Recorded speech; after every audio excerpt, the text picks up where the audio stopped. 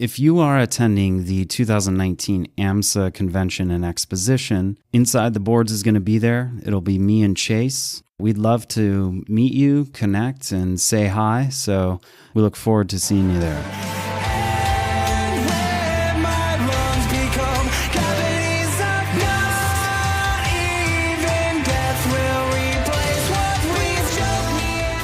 Welcome to the Inside the Boards podcast, the podcast dedicated to helping you learn to think like a question writer so you can study smarter, not harder, and succeed in medical school.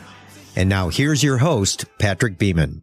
Welcome to the Inside the Boards podcast. I am co-host Patrick Beeman, and this is Stewart Bryant, our third-year medical student co-host, producer of the show, my partner in this endeavor. Stewart, how's it going? It's surviving right now. Coming off a solid 24-hour call. It was nice to, get done with that and record a podcast, Yeah. I mean, you're used to that, though. Oh, you never really get used to it, to be honest. But having done it and getting it over with and learning to manage and deal with it is probably a good topic for another podcast at some point. But for sure, today our focus is to continue the long overdue Step 1 Postmortem series that we're doing, where you focus on telling us what you learned in your whole Step 1 preparation throughout the first 2 years of med school, but especially in that dedicated prep time a couple months before the actual test. Yes, it's November and you took the exam in, July? Yeah, late June, man. Oof. Feels like forever ago. Time flies. Yeah, for real. And literally now I had to turn around and start studying for the next one. The nice thing about Step 2, though, you don't have to, if you're studying for your blocks, then you're studying for the exam. So... yeah, that really is a beautiful part, that you have a mini Step 2 with each shelf exam. And we're going to be doing a Step 2 Study Smarter series if we haven't already started it, with this being recorded in first half of November. So check that out on the Study Smarter series channel. Just go to Inside the Boards, Study Smarter, search on any of your favorite podcatchers, and you will find us. All right. And it's going to be awesome, right? Oh, yes, it's going to be so awesome. Listening to the podcast alone, we can guarantee you will score on the 99th percentile on your shelf exams in Step 2. Or wait, no, we cannot guarantee that. That probably will get us in trouble, but we're pretty sure it'll help you, to say the least, right? Yeah, please see the disclaimer. Yes, in the show notes. So what are we covering today? So, originally I thought we could talk about what I did for an episode, and then we could talk again about what I would do differently. But, really looking at it in hindsight, I think we can probably condense that and just talk about all of that together. What I was doing, what you could be doing when you're setting up to study for your exam, and here's some tips to maybe make it a little less painful for you, depending on your method, right? Yeah. So tell us, what did you do when you were thinking about Step 1, and especially during that dedicated prep time? Yeah, exactly. So just leading up to the dedicated prep time, I was finishing up my UWorld, trying to get a first pass done before that happened. You'll put that off if you try to start early, though. Unfortunately, I think I ended up doing 600 or 800 questions of UWorld in the last month before my dedicated time. And I really don't recommend that, because you'll end up, you'll remember those questions as soon as you hit reset, Yeah. That's a solid chunk of that Qbank. But anyway, that's what I did. And I usually, on a day-to-day basis, I'd be getting up early, knocking out block after block of UWorld, anywhere between blocks of 10 to blocks of 40 questions, and reviewing them. And you're saying this was prior to the dedicated prep period, so like throughout second year? Oh man, this is right when I got started here. Yeah.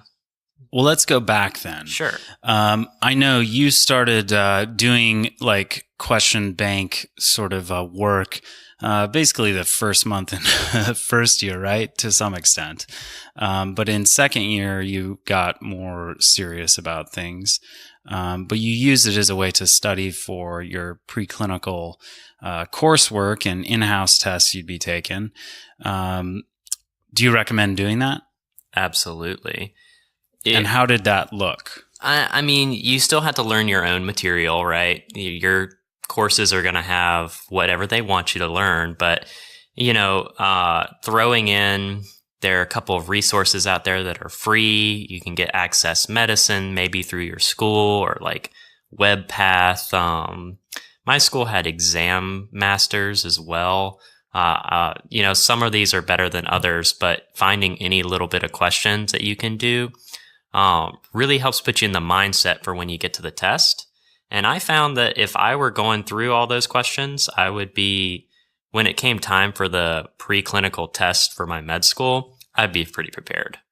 I think what we've been saying is probably one of the most frequently cited pieces of advice in the 2+ years we've been doing this podcast is questions, questions, questions. Right. You've probably heard it from most of the people we've also interviewed on this show, but it really is key. And I mean, not delaying your familiarity and learning about how multiple choice questions are approached, constructed within the context of a standardized exam in medical school is absolutely paramount to your success and being able to navigate and plan for how you're going to study during your dedicated prep time.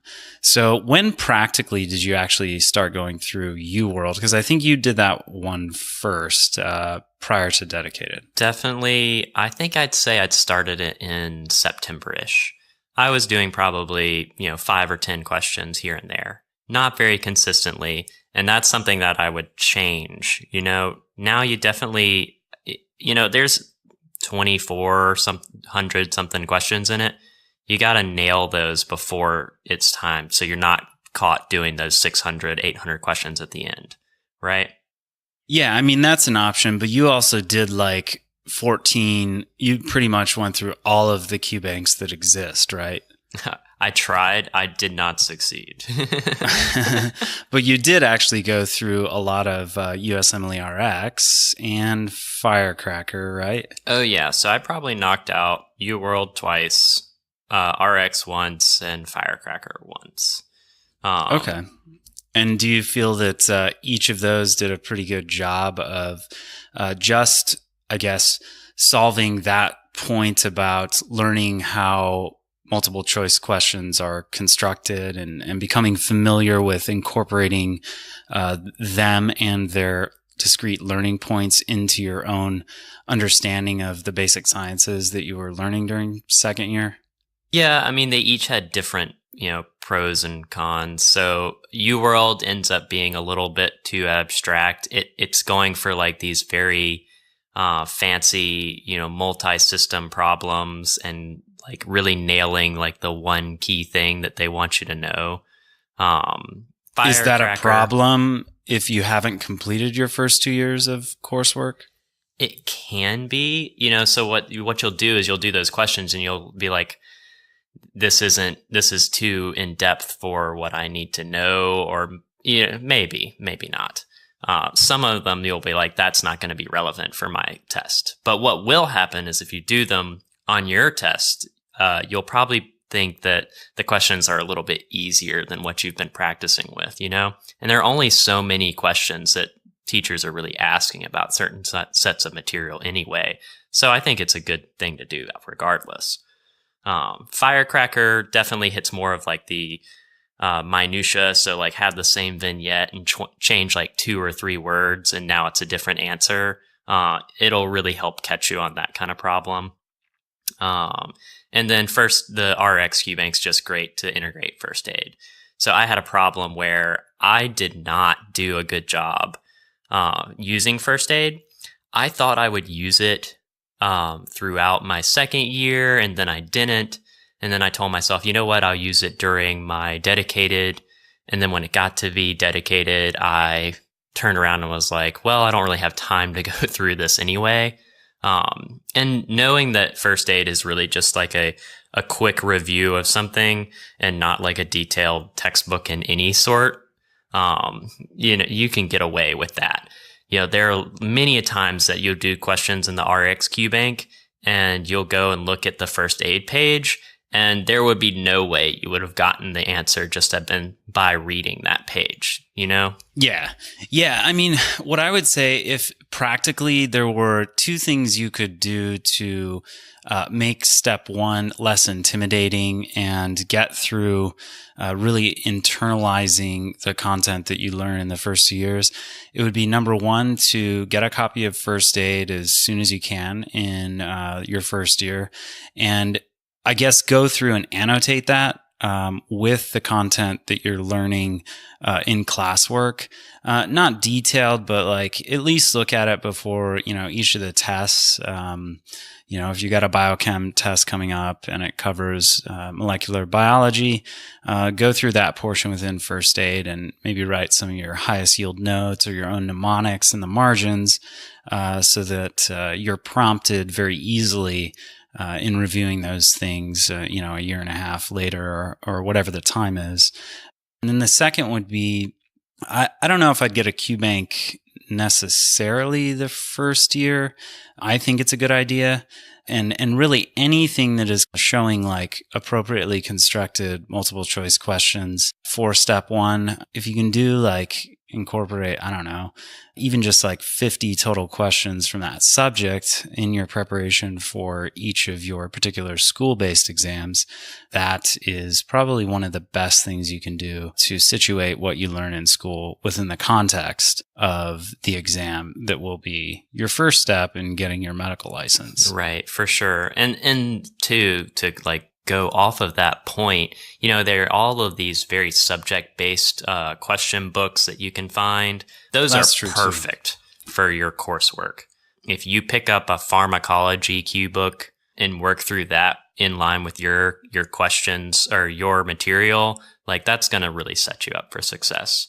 Yeah, and on that particular note, just because it's so good and I loved it, the Katzing and Trevor Pharmacology Examination Board Review book, if you're particularly looking at pharmacology, that is such a succinct, high-yield review for step one and to understand some of the more complex points of pharm. Plus, it has a bunch of practice questions that are pretty much USMLE style, although I haven't looked at it in probably like a year or two, but I'm sure that those would suffice. Exactly. But definitely don't exclude the questions and say, oh man, I already have too much to study and whatnot. Force yourself to learn the material. Yeah, there's our takeaway point here. Force yourself to learn the material that you have for your schoolwork and for your tests at school within the context of the larger complete basic science learning objectives that are included within the step one portion of the USMLE or COMLEX examinations series. Do that before your dedicated prep time. All right, so let's then get into what happened when you actually buckled down, didn't have schoolwork, and all you were doing was studying for step one. How many weeks did you take, number one? I took, I think, 6 weeks. Yeah, basically 6 weeks. I think that was probably more than I needed, but during those 6 weeks, I'd be waking up, doing the same thing every morning, getting up. All right, so walk us through it. Yeah, so I'd get up, usually like 7. I'm kind of a late riser. Okay, so you get up at 7 and then probably spend that next hour just like doing breakfast, getting showered. I would meditate like daily. I have fallen off with that, but during my dedicated period, like that was what I was doing. And then at 8 o'clock, you sit down at your computer, hit this dreadful button that says start exam. And then I'd run through a block of questions. How many? So it varied. I tried to like build up the number as time went on. But you'll find that you're just going to get so drained. But the goal initially was about 200 a day. Wow, that's pretty ambitious. It was probably too ambitious. And there were many a day where I made it, ended up settling for like 150. And that seems to be a little more reasonable. The key there is you need to be getting a lot of these right, though. I think if you're getting a lot of these wrong, you're going to spend way, way more time reviewing those answers. And that's why it's kind of key that you've gone through some of this material before, right? Yeah. Well, did you, all right, you doing 100 and, let's say 160 because it's simple. Exactly. Which is the most common number I did. Really? Yeah. I mean, does that mean from, say, 8 to noon, you did 4 blocks of 40 questions, straight through without reviewing any? Did you have a method? So, yeah, my method was kind of all over the place, but the one that I settled on and the one that I'll recommend anyway is I do a 20 minutes for 20 questions. You're getting given 30 minutes for a block of 20 questions, right? So usually I knock it out in 20 minutes. Then I take a 10-minute break and try to use the next half hour to finish up reviewing those questions as well. After that, you reload and go again. So in the morning, you have 4 hours. Maybe you can knock out 80. You take a nice lunch break, you rest, you do something to keep your head sane, and then you start back up again in the afternoon, right? Okay. So you did not just do all the questions in kind of a simulated exam sort of way, block way. So I would do half blocks. And the reason being is it depends on how many questions you're getting wrong, because that's going to take a lot of time to review. If you do 40 questions and you need to review 20 or 30 of them, that's going to be, at least 2 hours to solidly get through that review. And I didn't want to put myself in that situation, right? So what I think is maybe underutilized in a systematic sense is to use the flag option in most Qbanks, and flag those where your confidence was either really low as you go through those exams, because you're probably going to want to review both those things you were uncertain on, because maybe your correct answer is even a bit of a guess, and understanding why that question is the answer you put versus the other one you were torn between choosing. Exactly. And that's exactly what I did. If I looked at a question and I was down to 2 options or 3 options or maybe 5 options because I'm just that clueless, I'm definitely going to flag that question and figure out what in the world is wrong with this question from the way I'm reading it. So I make sure to review that. If I didn't flag a question and I got it right, maybe I only read the objective on that question. Yeah. The ones I'm getting wrong, the ones I flagged, those are the ones I'm really looking at. And that makes sense. You'll get more right than you think if you've done it before, and you'll be surprised how many you kind of remember the idea of what's going on. And that's learning. You hopefully, your second time through, you score a little higher, right? Hopefully. So I would do that, trying to review those questions, flagging the ones that I wasn't sure. And maybe it was just a weird finding that I wanted to see if they had something written about. Then I would flag that too, just to cue me in to look at that question real quick. The other option that I think a lot of people who mentor others through the whole examination process, the thing that they bring up is you could, dedicate 3-4 hours to just going through questions in a block as the exam sets them up, to also kind of get that benefit of building stamina. That's kind of what I did. I was pretty intimidated by the length of the exam, because philosophy major, we'd have like an hour exam and I'd write an essay and then boom, I'm done. So studying was, different within the context of my undergrad years. And that's the case with a lot of people as well. But then you have like this 8-hour exam on one of the steps, or a 2-day exam if you're taking step 3 of the USMLE, which aside, I think the NBOME does better by having step 3 be just 1 day, but that's neither here nor there. What do you think about that approach? So that definitely gets into a part of what I did. So just for reviewing questions, that's one way to do it. But you also need to be like testing yourself in like the time setting.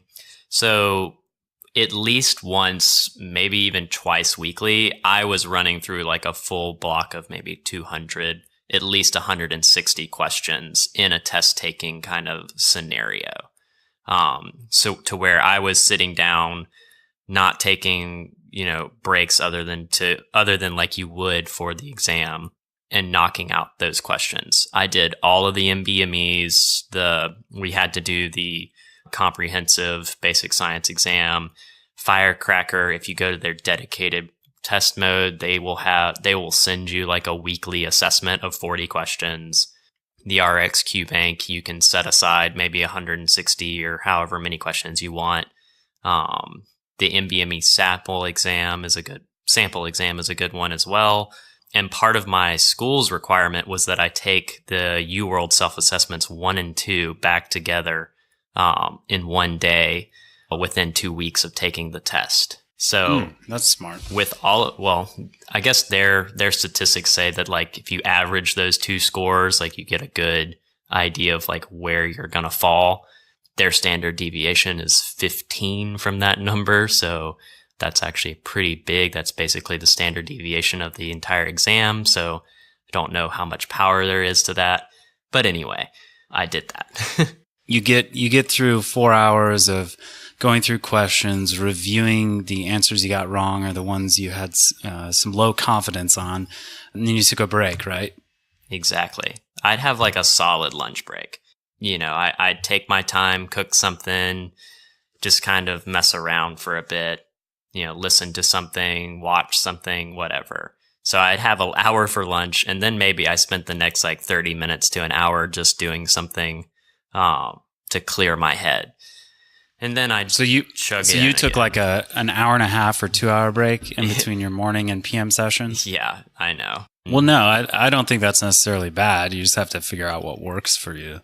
Exactly. And usually I would burn out so much that like that was what I felt like I had to do, or it would end up just working out that way, even if I had planned to get going. And I kind of had my day recorded to the minute or to the like half hour in like an Excel sheet, which I would recommend doing well before your dedicated prep, because it just helps keep you working instead of, because you always know what you need to be doing. But because of that, I just gave that time to me to clear my head and kind of make sure I was ready for the next block of questions. And most of the time I still wasn't feeling ready, but you had to chug through, right? Yeah, I guess that brings up a good point. An obvious thing we should mention too, prior to your dedicated prep time, some Excel spreadsheet or other way of, planning your time, making a schedule for 4 weeks, 6 weeks, 8 weeks, whatever time you take for dedicated prep time, is probably a really good investment. Exactly. And that comes down to like doing a few of those questions a day and getting one of those Qbanks finished. To go off of that, with doing one of those beforehand, I really think it would be useful to do, take a couple notes on them. One of the things my school really wanted to promote was taking notes. If you can imagine, if I'm trying to do 200 questions in a day, I don't have any time to take notes, right? I don't have time to look it up in first aid unless I'm consistently getting it wrong. I don't have time to like go watch a sketchy video or a YouTube about it. I just have time to do the questions. Nobody got time for that. Yeah. So if you took some time to maybe, have a couple notes already prepared from when you were studying for your classes, then you might be in a better position to review those or pull them back out when you're in your dedicated prep. I guess most people probably take notes. I am one of the people who don't take notes, so that's probably where that faults for me more. So that shouldn't be a problem for everyone, I imagine. Yeah. So it comes to about like 1:30, 2 o'clock each day. And then what was your afternoon like? Repeat, rinse and repeat, you know? So I'd sit back down, do another block of 20 or 40 or whatever. Again, I did them timed because usually I'm a pretty, I take about a minute to answer questions, and I didn't want to lose that pace just because I wanted it for the exam. And then on the exam, I held that same pace, which gave me time, actually added time to my test, right? Yeah, that's good. And you did that till what time in the afternoon? So usually about 6 or so. Occasionally, once I stayed at home, my parents would come home and cook dinner, which makes it a lot easier on you, by the way, if you don't have to handle that kind of stuff. No regrets doing that. But when they would come home and start cutting on things and start cooking dinner and whatever, it got a little bit noisy, which is kind of funny being the child and being like, oh, the parents are noisy. But because of that, sometimes in the later evening, I would kind of fall off and just kind of drag myself through the last little bit of what I needed to do. And then in the evening, I did pretty much nothing. Really? Yeah. Like you stopped completely at 6 or 7? So about 6 or 7, day kind of ended. Maybe I watched like a video of something relevant. Maybe I did just some like short little questions that were maybe like a sentence long, nothing like a UWorld question. And other than that, I was pretty much taxed. I tried to do more, but by the end of the evening, like I'd just done so many questions that I did not have the brain capacity to keep doing it. And that was kind of a stamina game for me is, basically every day I was taking 3/4 of the exam and putting yourself in that position, right? So if you're doing all that material and reviewing it, it can be kind of taxing. Yeah, no, absolutely. All right, what about actual, like, say, review books? When I was studying way back when, I knew that my weak point was like biochem. Really wanted to shore up my knowledge of microbiology and immunology. So I used Rapid Review for that, and then Goyan's biochem book to kind of shore up my knowledge and understanding of those subjects. Did you actually read any of the hard copy or whatever books to relearn material, or because you needed to really learn it the first time? No. Basically, okay. No. So all questions all the time. Yeah, I know. And I basically got to the point where I was thinking if it's worth writing a question about, that's what I ought to focus on and not get dug down in like pathways of glycolysis when that's really not what the question is going to be about anyway. Yeah. And like, don't get me wrong. You can spend 3 weeks reviewing embryology and then like you may be a rock star on that one question on the exam. That's embryology.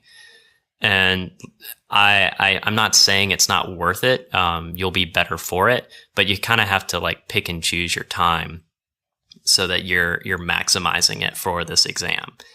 There's a PhD in every single one of these like fields or subjects that's on this exam, and you don't need to know it that well, right?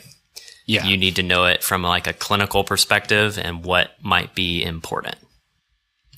All right. Cool. So it's 7:00 p.m. You've done all your questions, and then what? You went to bed at 8? Basically had dinner, hung out, watched TV. Maybe, like I said, looked at something, watched like a show or something. Westworld was coming on like every Sunday when I was studying, so that was like a huge deal for me. So I would be awaiting that new episode to come out, and then I would just like pretty much retreat to go watch it. And I enjoy doing that.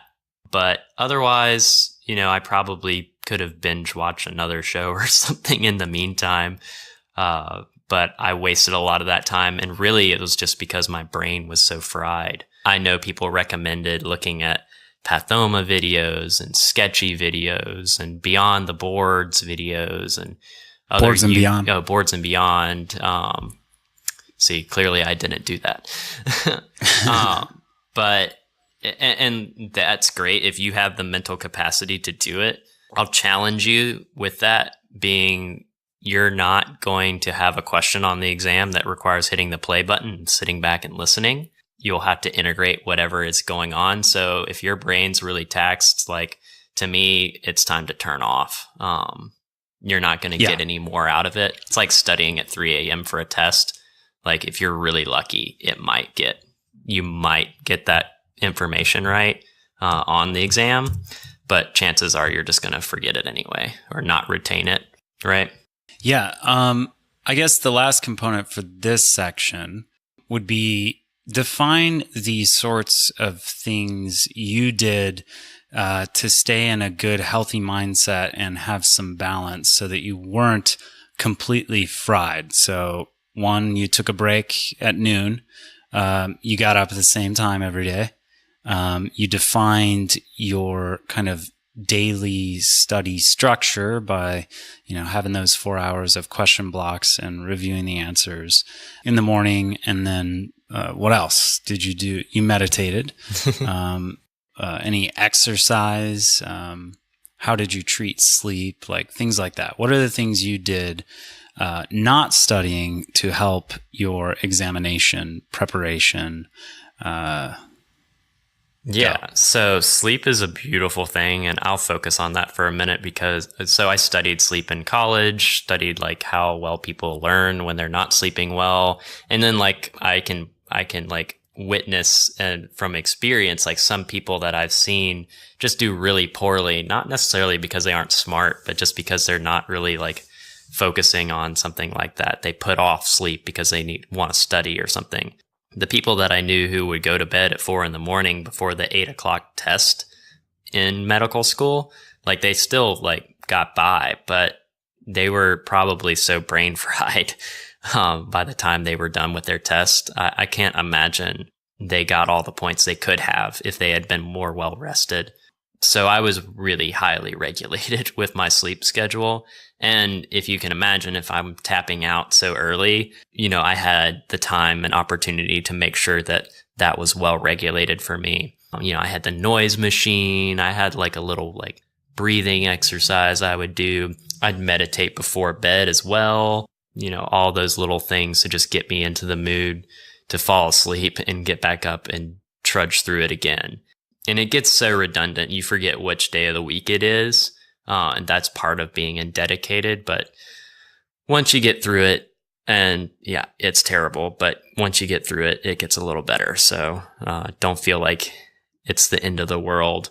Occasionally, seeing friends, doing a couple things like going to a couple of parties, going to the beach, a few little things to like just kind of relax. That was important for me. I did not schedule as much of that as I thought I would, or I ended up doing more of that than I thought I would, and I don't regret it at all. And that gets back to the point where, I had 6 weeks, and I think my scores kind of tapped out around the 3rd week. Obviously, I was learning more material to make sure I was more shored up on things in the additional 3 weeks that I've spent studying. But my scores on these kind of practice tests, they were all pretty much the same after that point. And that just comes to the plateau and how hard it is to go even higher once you're there. So don't feel like you can't keep going if you do plateau. But for me, I was really just shoring things up at that point, I think. And that made me really dial back a lot of what I was doing. All right. So just to summarize, you had some pre-prep with learning about how to take multiple choice questions as they come prior to your dedicated prep period. You made a schedule that worked for you and was conscious of your own kind of like personality prior to entering that dedicated prep time. You defined kind of a daily schedule and you focused almost exclusively on questions.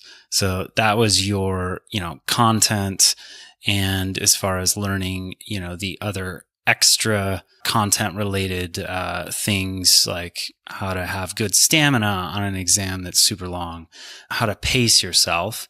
You kind of solve those problems by at least once a week doing, a good 4 hours of a practice type exam. And then for staying healthy, staying balanced, you kept that schedule. You planned to have breaks both each day and at least once a week you took a day off completely? Yeah, or a half day or something like that. Usually when I got done with one of these assessments, I would just knock out like a review of it really quickly. You'll find the NBMEs don't really give you any explanation. So you really are just stuck with what's the right answer. It's up to you to dig in any more or less with that. So you do something like that. You take 200 questions and you knock it out before noon. You get your score, and then pretty much I would give myself that afternoon always. And that is super smart. All of this is really about mindfulness and intentionality. If you don't plan the breaks, you're probably not going to take them. If you don't plan to cover biochem for 3 days, you just amorphously say, I need to cover biochem and cardiovascular, physiology, and all the other subjects, without defining the amount of time you're going to devote to them. Work expands the time allotted to it. Exactly. It's Parkinson's law, right? And that's why I use the Excel sheet to kind of outline my time. I use the number of questions to outline the number of days I'd spend on a subject. And that sort of stuff kept me focused with my breaks and all kind of integrated in there. And I was probably overambitious and I didn't hit my goals, but because I was overambitious, it still worked out really well, right? Yeah. So if I say to do 200 questions and you only end up doing 150, like, oh gosh, that's just terrible. I know people are rolling their eyes as they listen to us, I'm sure. But yeah, and then like, not really spending a lot of time doing notes and things, and then having an idea of what you're really going to be doing with a resource. One of the biggest mistakes I did is when I started the RX Qbank in the middle of my step or dedicated prep period, I wasn't sure how I was going to do it, Patrick. Like I had a hole punched copy of first aid that I could like pull pages from and like read them. And I thought I would like get a question wrong or something. And like I would pull the pages and read through them in the evening or something. And I fiddled with that for like 2 days and before just giving up on it completely. Like I said, you're not going to get questions necessarily right from just looking at the page on first aid anyway. So I think it works out, but you can waste time if you're not sure how you're going to want to set up and use that resource. But I swear I probably did like 40 questions one day just trying to figure out the RX Qbank. And then I got done with the day and I was like, what have I done? Oh, just these 40 questions, right? But I had read like 50 pages of first aid. So you would say then, don't introduce a new resource into your prep without understanding it prior to the dedicated period. Is that kind of the summary? At least have a plan ready for how you're going to utilize it. If it's going to be a Qbank, I mean, you can probably just do it the same as you were before. But I was really thinking I would be, kind of using the RX Qbank to shore up the fact that I wasn't reading first aid. Like I ended up, throwing away a day and a half playing around with it before I was like, no, I just need to use it the same way I used UWorld, right? Yep. All right. Any other advice on what you would do differently? Yeah. Okay. So last thing, I really liked writing down these like dichotomies of not common, but very similar diseases, right? Things that are likely to be covered because they illustrate some learning point. Or, yeah, exactly. Or like two diagnoses that are very similar.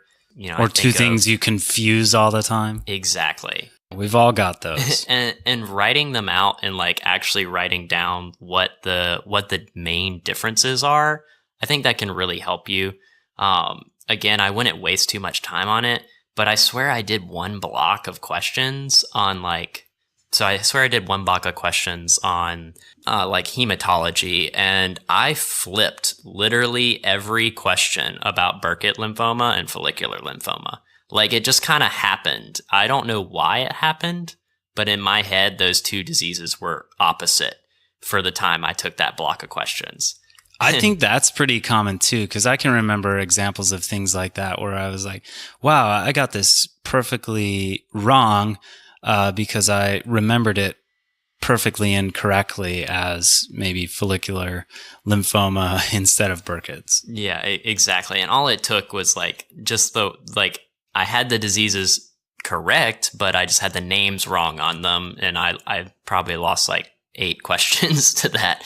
And I was beating myself over the head. So like that was like one of the few times I actually sat down with like a whiteboard and like outlined the differences and made like mnemonics and things to make sure I had an idea of what I was looking at. Right. And then the other thing, I was going to say, it goes back to that oft-repeated Golion advice.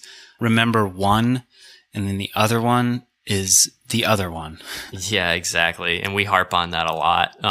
And then it gets to a point where if you're like really stressed about it, or you do go and miss an entire set on these, and you're like, dang it, is it a complete or a partial mole? I don't know. That kind of thing where, eventually you'll have to make the decision of if you think it's important to learn or not separately, right? And then on the test, it will be outlined in such a way where you'll be kind of confused regardless, right? So for that's definitely a situation where I would sit down and write a couple notes, usually not much, but I would put some pen to paper just to give me something. And then the other thing I would write down were these like common buzzwords that kind of would lead to multiple diagnoses. And I think the boards really loves these. So like everyone's like, they're getting away from buzzwords and things, and really they're not. They're just changing them to make them more like clinically applicable. And what you can do is like, you can hear one of these things and you can go to that diagnosis, and they might actually trick you then, because there might be 2 or 3 diagnoses that have this. So I could think of like a wide mediastinum on X-ray, right? It can be a couple of different things, and you might like really pin down on one and oops, nope, that's not it for the actual test. Or Marfanoid habitus, and you're like, oh, sweet, it's Marfan syndrome, and then it's homocystinuria. Exactly, it's homocystinuria, and you just like jump the gun there, right? Yep. And like those things, I loved writing them down and like making sure I knew what to think of and basically have a differential diagnosis. We did an episode where we talked with someone who was telling us about how he had a good idea of differential diagnoses for step 1, and that really helped him. And that kind of inspired me with those buzzwords to make sure I had a couple of different things ready to go when I heard read one of these terms that made me think of something. And then I'm pretty sure I didn't use it at all on the exam. So, oh well.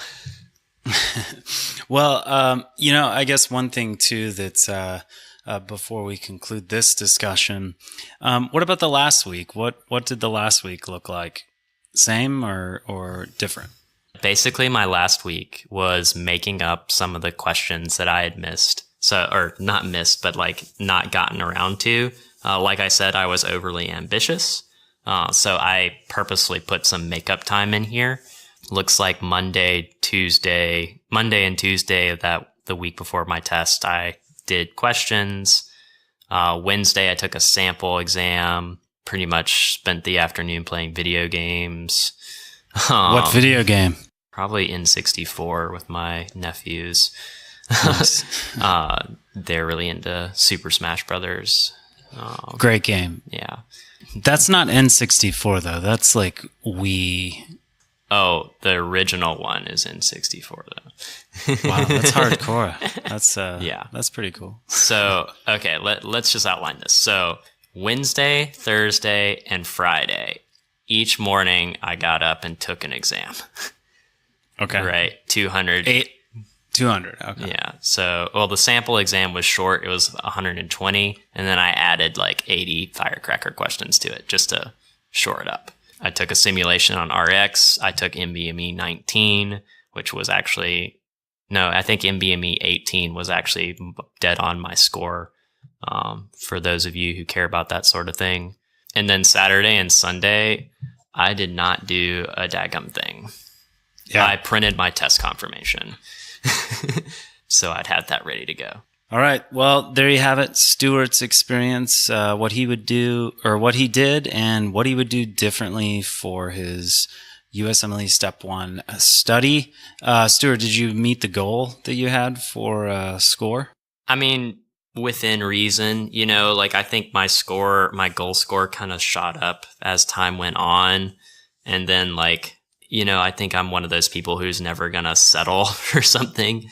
So if you make a really good grade, you might think, well, like I could have made just a tiny bit higher kind of thing. Not complaining. Some people are just never satisfied, right?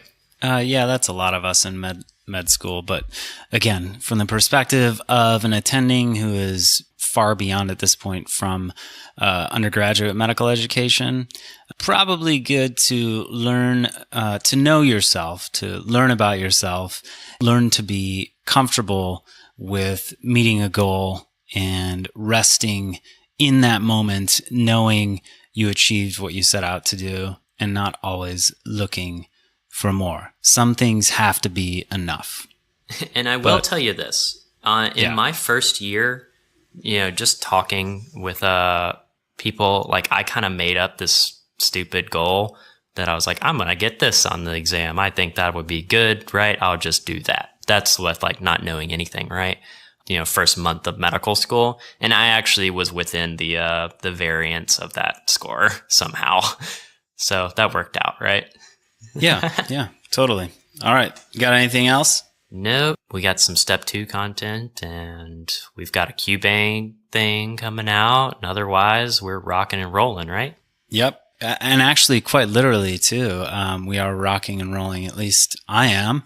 I'm executively producing the second album for this band I love called Set to Stun, which is metalcore, pretty hardcore stuff. So there's a disclaimer if you're into that. I am. But yeah, I mean, on this podcast, we do rock and roll. Exactly. All right. Well, talk to you next time. We'll cover what you wish you had known before approaching your Step 1 study.